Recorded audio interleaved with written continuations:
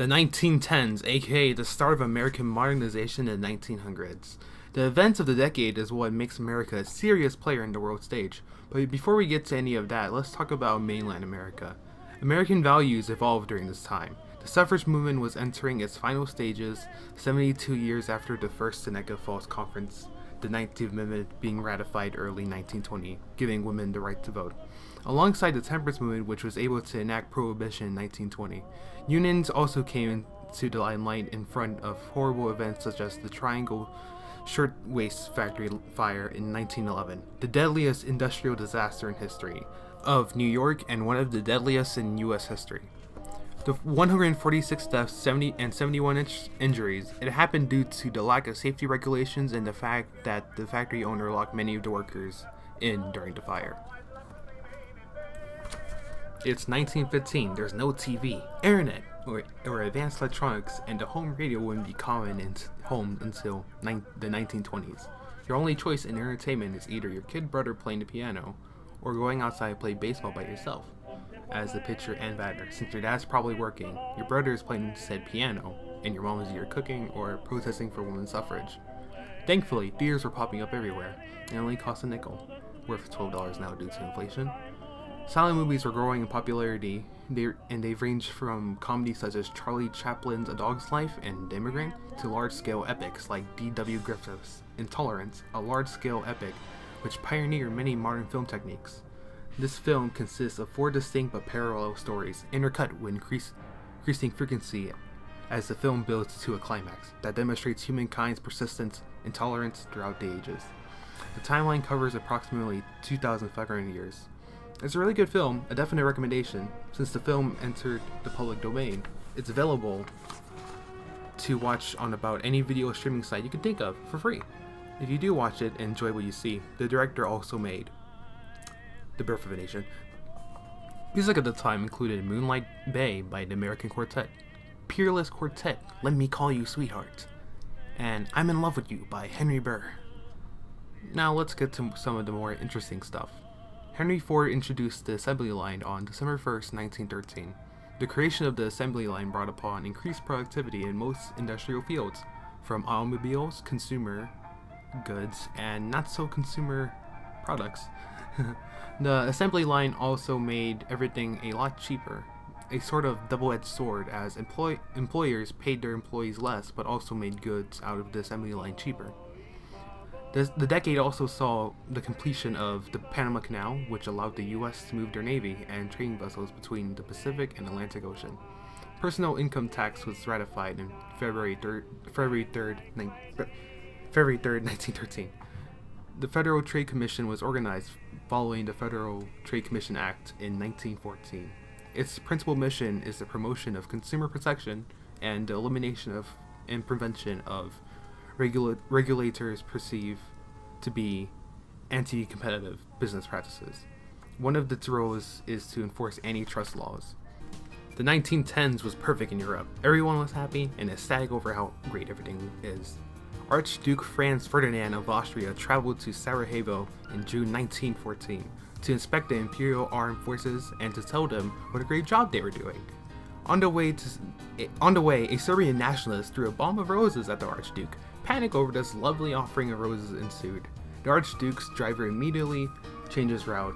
This attempt at giving the Archduke a bomb of roses failed, and the Archduke would never receive those roses. It is second nature to most women to make good coffee, yet millions of American homes are denied really good coffee because so much coffee is indifferently and ignorantly blended. Here is coffee that will just suit you, blended after the private recipe of Mrs. Rohrer, the famous cooking authority. Miss Rohrer's own blend coffee.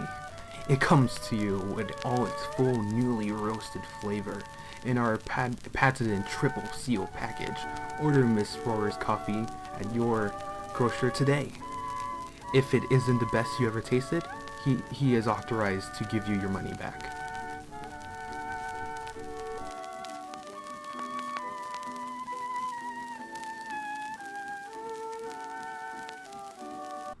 July 28th, 1914, the start of the Great War, or as we know it, World War I. A myriad of tensions, racial violence, nationalism, and alliances all boiled together to bring upon one of the worst wars in history. I would really love to dive deep into it, but this is American history. This is an American history final and not a European one. I really encourage looking into this stuff since it requires a lot of context to really understand how important World War I is to history. At the start, the United States held a position of neutrality, not wanting to get involved in European conflicts, but they still sent supplies to the Allies, technically taking a side. Germany began their U-boat campaign with unrestricted submarine warfare around the British Isles, declaring it a war zone. Any non-Central Powers ship was targeted by German U-boats. This included merchant ships, cruisers, fishing vessels, and regular Allied vessels. When the German U-boat U-20 sank the British liner Lusitania on May 7, 1915, with 128 U.S. citizens aboard, Wilson demanded an end to German attacks on passenger ships and warned that the U.S. would not tolerate unrestricted submarine warfare in violation of international law and of human rights. Germany stated that the Lusitania was carrying munitions towards Britain, making it a valid target. The United States denied this, and the topic of what exactly the Lusitania was carrying is still a hot topic to this day. The Zimmermann telegram was a secret diplomatic communication issued from the German Foreign Office in January 1917 that proposed a military alliance between Germany and Mexico. The telegram was intercepted by the British and sent to the U.S. Germany really wanted to incite war between Mexico and the United States, which would have tied down American forces and slowed the export of American arms to the Allies. This Zimmermann telegram isn't the first example of Germany trying to incite war between the U.S. and Mexico. On February 1st, 1917, Germany continued its unrestricted submarine warfare, now purposely against all ships in the Atlantic bearing the American flag, both passenger and merchant ships. 2 ships were sunk in February, and most American shipping companies held their ships at port. Besides the highly provocative war proposal to Mexico, the telegram also mentioned ruthless employment of our submarines and the public demanded action. America finally entered World War I, joining the Allies in 1917, a year before the war would end in November 11, 1918. America joined really late into the war, and to be completely honest, they didn't really contribute much. President Woodrow Wilson presented the 14 points to Congress. The 14 points was a statement of principles for peace that was to be used for peace negotiations in order to end World War I. The principles were outlined in a January 8th, 1918 speech on war aims and peace terms to the United States Congress by President Woodrow Wilson.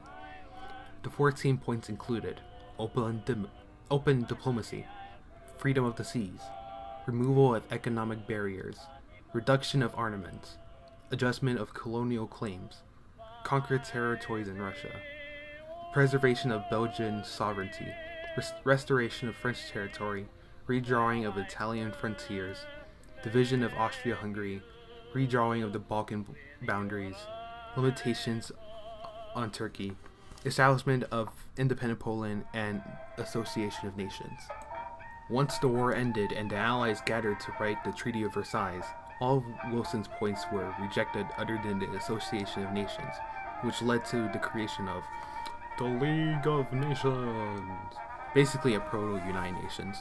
The treaty ended the state of war between Germany and the Allied powers. It was signed on June 28, 1919 in Versailles.